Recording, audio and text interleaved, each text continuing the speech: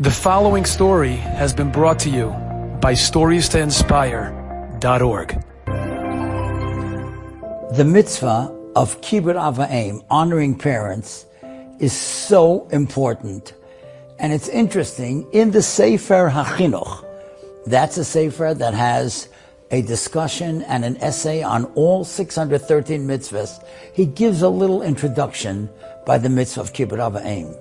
And he says one of the most important midos, one of the most important characteristics that a person could have is hakaras hatoiv, recognizing the good that others do for us. As a matter of fact, he writes so strongly, he says it is absolutely repulsive. It's awful if a person doesn't have hakaras hatoiv, he doesn't recognize the good that others have done for him. And that's how he introduces kibud avayim. He says we have to be so grateful to our parents. They are the ones that brought us into this world. And when you think about it, they have done so much for us, especially in our youth, when we are so dependent on them. And that's why the mitzvah is such a priority. As a matter of fact, he says something amazing. The Sefer HaChinuch says that when you have hakaras hatov to your parents, you're going to realize how great Hashem is. And through kibud avayim, you're going to have kavod of HaKadosh Baruch Hu and realize all the good that Hashem does for us. If you take a look in the Yordeya, Siman Reish Mem, there are 25 seifim, 25 different types of laws and hanhagos, ways that we should behave regarding our parents. No one can ever call a father or a mother by their first name, chas v'shalom. You're not supposed to sit in their place. Now we know in the dining room of many homes, the father has a specific place where he sits. That means that throughout the week, if you're doing homework, you can't be sitting in that place. That's not covered. Your father and mother, they have specific places where they sit, and their place is holy. And so therefore, it behooves us. That means it would be so special if we could learn these halachas in Siman Reish Mem and Yordeya to understand the importance and the dignity and the respect that we have to have for our parents.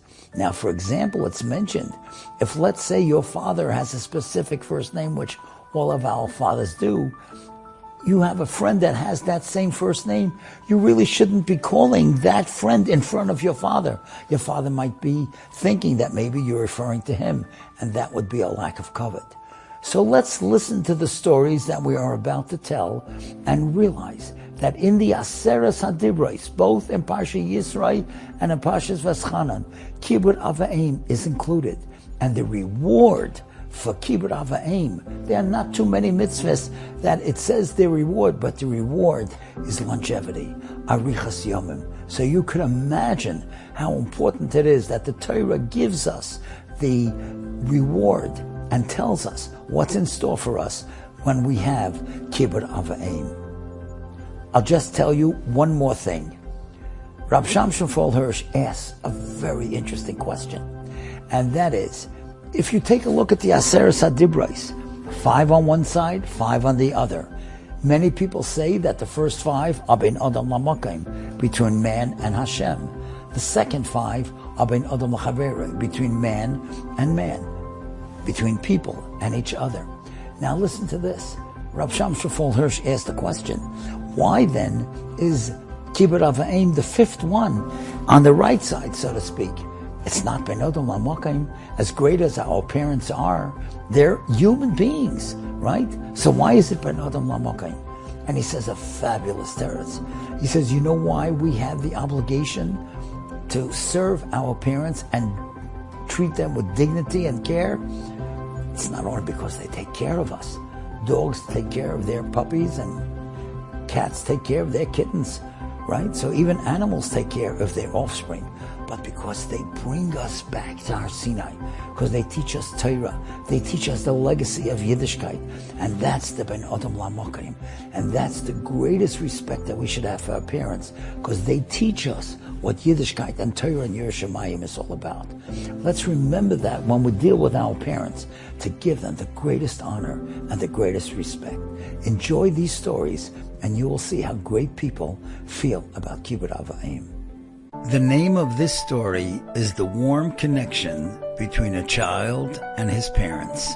All of us who have heard about the great tzaddik, the Gadol Hador Reb Chaim Kanievsky, when we think about him, we think about his tremendous Avas HaTorah, his tremendous Yediyos HaTorah, and the tremendous amount of learning that he accomplished every single day and every single year. But what I would like to talk about is his relationship with his parents. We all know the story when Yitzchak wanted to give Esav a bracha. Yaakov came in and got the brachas, and now in Parshas Toldos it tells us that Esav now comes into his father. And look at these words, Vayovei la'aviv. He brought the food to his father. Now take a look at it. Isn't it amazing? You can read it frontwards and backwards. If you go to the last letter, the Vav, and you read it backwards towards the front, you'll see that it says also Vayovei la'aviv. That is called in English a palindrome. There are many words that are palindromes. Mom, pop, dad, race car, radar, all these words. But Reb Chaim Kanievsky said, why did the Torah make these words, Vayovei la'aviv, a palindrome? And he said, you know why? Because the way you treat your parents, that's how your children are going to treat you. Now, Reb Chaim Kanievsky had a son-in-law, and the son-in-law's name is Rabbi Yitzchak Kaladetsky. I once went to visit him, and he told me an amazing thing. He said every single morning after davening, Reb Chaim Kanievsky, before he went to the kollel, he would go visit his mother, Rebbetzin Pesha Miriam Kanievsky, the Stipler's wife. This went on for many, many years. And Nebuch, when she passed away, so he stopped coming.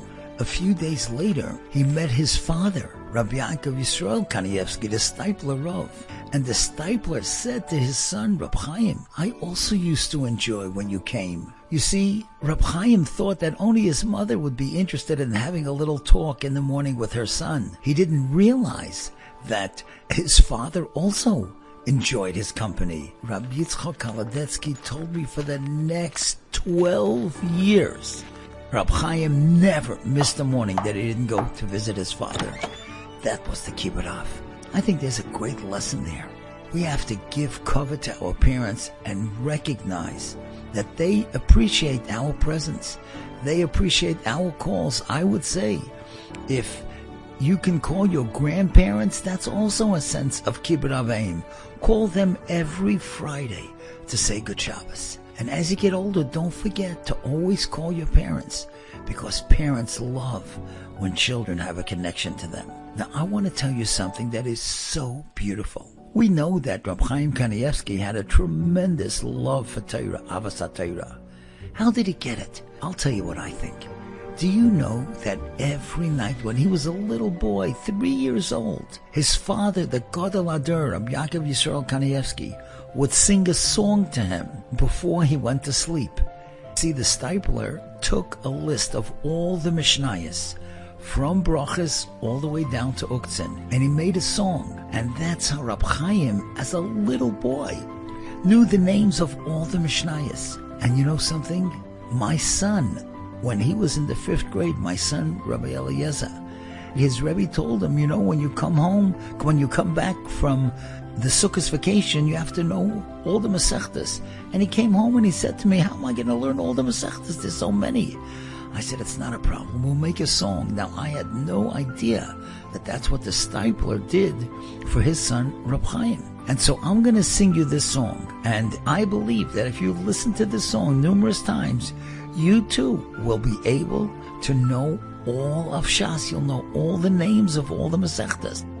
Brochis and Peyod Mai and Klayim Shviyis and Trumois and Mai Serois Ma'aser sheni chala or lo bikurim, ze seder zroim. Shabbos and Erevim, Psochim and Shkolim, Yuma, Sukkabeya and Rosh Hashanah, Tainus Megillah, Moed Chagiga, Ze Seder Moed, Yevamis and Kesubais, Nidorim Nozisoita, Gittin and Kedushin, Ze Seder Noshim, Bava Kama, Bava Metzia, Bava Basra, Sanhedrin, Makkos and Shvuos and Eidios, Avoid Zara, Avos and Horios, Ze Seder Nizikin, Zvachim Menachis, Chulin Bechoiros, Echen Temura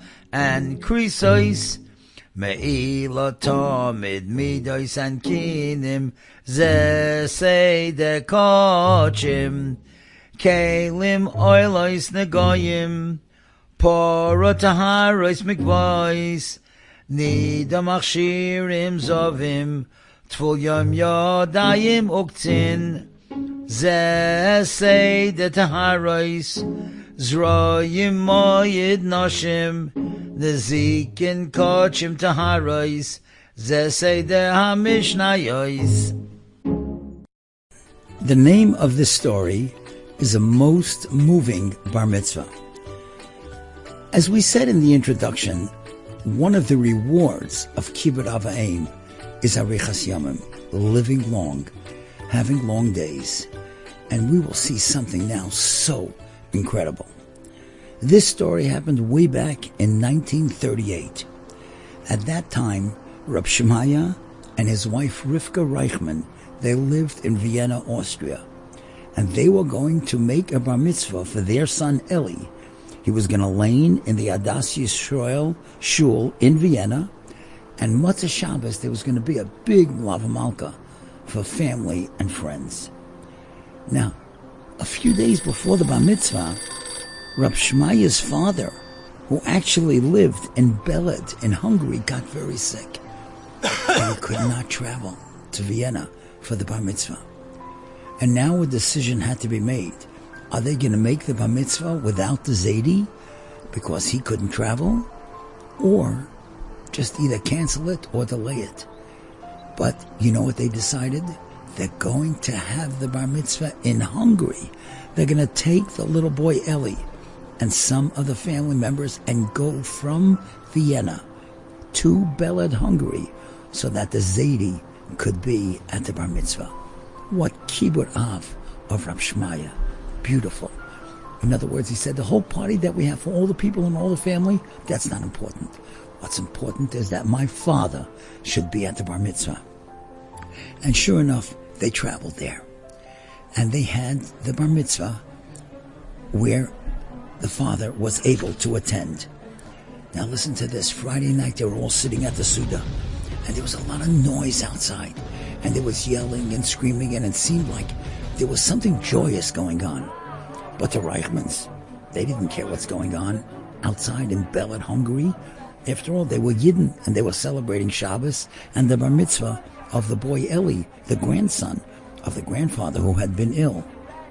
And then, Motzei Shabbos, they heard the news. Terrible, terrible news that the Germans had invaded Vienna, and they had come into the city of Vienna, and they were taking over in Austria.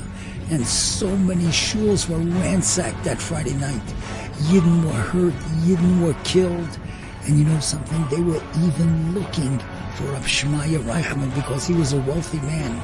And the only reason that they didn't find him and they didn't kill him was because he was in Beled in Hungary.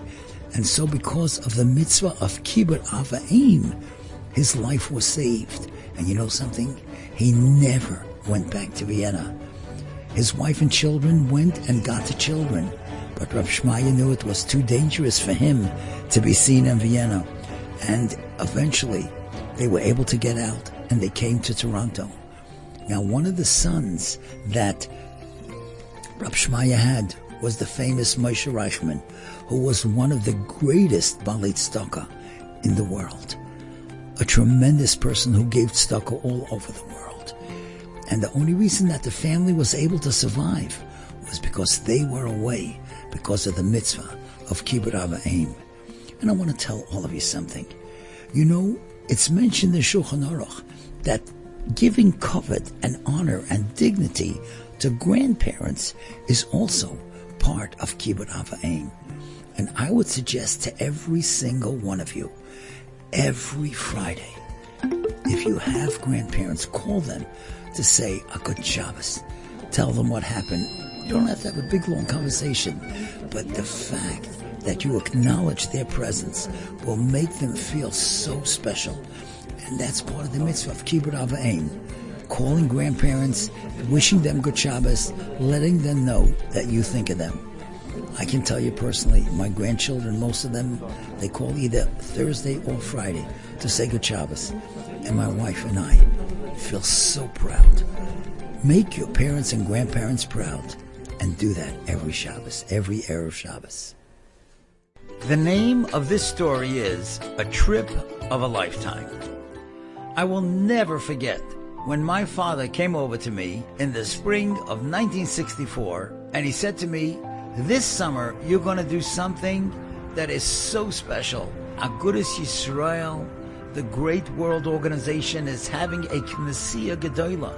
That means a great gathering where Gedolah from all over the world and Agudah members from all over the world are going to gather in Eretz Yisrael and Yerushalayim, and I would like you to go there. And I want you to listen to what the Rabbonim, the Gedolim, the Askanim of the world say, and it will be amazing." And then my father said to me, "I would like you to do a favor, not only for me, but for your uncle." I had an uncle, his name was Rabbi Elimelech Tress. Many people know him as Mike Tress. He was the executive director of Agudas Yisrael in America. And of course, he was planning to go to this great Knessia Gedolah. But unfortunately, he wasn't well, and he was not able to travel. So my father had a genius idea. He said, "I want you to take a tape recorder, and I want you to visit certain prominent Gedolim and let them make a recording. You record it for him, you bring it back to him, it'll be fabulous." Now, of course, if I was doing this, I was doing it because my father told me, which was an idea of Kibud Av V'Em. And because I went to Eretz Yisrael, and because I went, as my father told me, with a tape recorder, I was able to get into wonderful, wonderful people. I want to tell you one of the greatest Kibud Av V'Em things that I ever did in my life. You see, when I was in Eretz Yisrael, in those years in 1964, very few people had telephones. Forget about cell phones. So my father would write me and my mother would write me every day, and I wrote them back. And my father said to me, "You know, I heard somebody wakes up people for slichas. It would be so special for me if you would go and record how this old man wakes up people for slichas early in the morning." You know, when I got the letter, I was thinking, is this guy still alive? And I went to a few people. Some say it was alive, some say it wasn't alive. They weren't sure if he did it or not. Well, I took a friend of mine and we went in the dark to a place called the Bukharian Houses. All of a sudden, I hear in the distance somebody saying in Yiddish, "Stei toiv fasliches, stei toiv fasliches." That means get up for sliches. I ran over to this guy. I said, "Look, my father asked me that I should please record." He said, "There's somebody that goes and wakes up people for slichas. Do you know who that could be?" He looks at me and he says, "That's me." I said, "Wow, that's amazing. Could you please, I have to do this for my father. I'm leaving Eretz Yisrael in 2 days. Could you please record it?" And he said, "Okay." And he goes like this, and this is a Mishnah in Avos. Yisrael am kodosh, shtei toif lavoidas aboirei, Rotzka tzvi v'gibor koari, lasois ritzoin ovicho shebashamayim. Yisrael am kodosh, shtei toif lavoidas aboirei. Then he turns to me and he says, "Okay?" Oh, was that okay? That was the most okay thing in my life. My father listened to that without exaggeration over 100 times. Now let me tell you what it means. Yisrael Am Kodesh, Yisrael the holy nation. Shteit oif, wake up, la'avodas habayde, for the service of your Creator. Now this is the Mishnah. Rotz katzvi, run like a deer. Gibor ko'ari, be strong like a lion. Lasois ritzayin avicha shabashamayim, to do the will of your Father in heaven. That winter, that was the first time Rab Shalom Shradron, the Maggid of Yerushalayim, came to America, and he stayed in our home for 6 months. And I remember shortly after he came, my father said to Rab Shalom, I want to bring you back to Yerushalayim. And he put on that recording. Rab Shalom started crying. The tears were coming down his cheeks. He said, "Oy, I remember when that man was a young man. I was a little boy, 5 years old, and I used to hear him sing that and wake up the people for slichas. And after he finished, I rolled over my bed, I put my blanket over myself, and I went back to sleep." He said, but that was such a precious memory, how this man would wake up people for slichas. And what a beautiful thing that is. That's how people would get up for slichas in Elul, in Yerushalayim Iraq Kodesh. And that was one of the greatest mitzvahs of kibud av v'em I was ever able to do. And I'll tell you something, my mother loved it as well. And every morning after that, when I came home, she would play that on the intercom system to wake us up. That's how we woke up every morning. The name of this story is a very bright idea. We all know that Rab Chaim Kanievsky was the Gadol Hador, the greatest Talmud Chacham of his time. And he wrote many, many Svarim. And there were people, wealthy people, who many times gave Rab Chaim money so that he should be able to publish his Svarim. And they gave him money so he would be able to give out to poor people and to those who needed it for whatever reason. Now there was this gentleman, let's call him Rab Zalman, and Rab Zalman was very close to Rab Chaim, and he appreciated that Rab Chaim accepted the money so that he'd be able to print his Svarim and give out tzedakah. 1 year before Hanukkah, he brought a beautiful menorah to Rab Chaim. He had spent a lot of money on it. It was a shiny silver menorah, very tall and very elegant. And Rab Chaim accepted it, and the man was very happy. But as Hanukkah got closer, Rab Chaim realized that he had a certain problem. You see, Rab Chaim's wife, Rebbetzin Bat Sheva Kanievsky, her grandfather was Rab Aryeh Levine, and he was a great, great tzaddik. Everybody knows the book Tzaddik in our time about Rab Aryeh Levine. And Rab Aryeh Levine had given Rab Chaim and his wife, that was Rab Aryeh's granddaughter, for their chasaneya, given them a menorah. It was a simple menorah, but it was a menorah that they could use outside to light Chanukah Licht. And every year up to that point, Rab Chaim always used that menorah, not only to honor his wife, but to honor his wife's grandfather. And we know honoring a grandfather is also part of kibud av v'em. But now what was he going to do?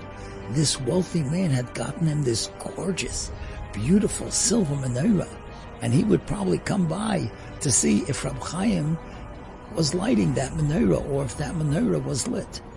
And Rab Chaim came up with a great idea. And he said to his Rebbetzin, look, I am going to continue my minig of using the menorah that your grandfather, Rab Aryeh Levine, did. And I want you to be yotze with the bracha that I'm going to say. So now, after I finish lighting this menorah from your grandfather, you're going to go with a whole group of women and light the other menorah. And that will be Parsumei Nisa, because everybody will see that you are lighting this beautiful menorah. And when this man comes by and he sees the menorah being lit, or the menorah standing wherever it is, and it's lit for Hanukkah, he'll feel very special that we in the family honored him by using his menorah. What a bright idea that was of Rab Chaim, because he still wanted to do the kibud av v'em of honoring Rab Aryeh Levine by using that menorah that he gave him, but yet he didn't want to insult this person, and so he had his wife light that menorah. A great idea for Hanukkah, and a great bright idea for kibud av v'em.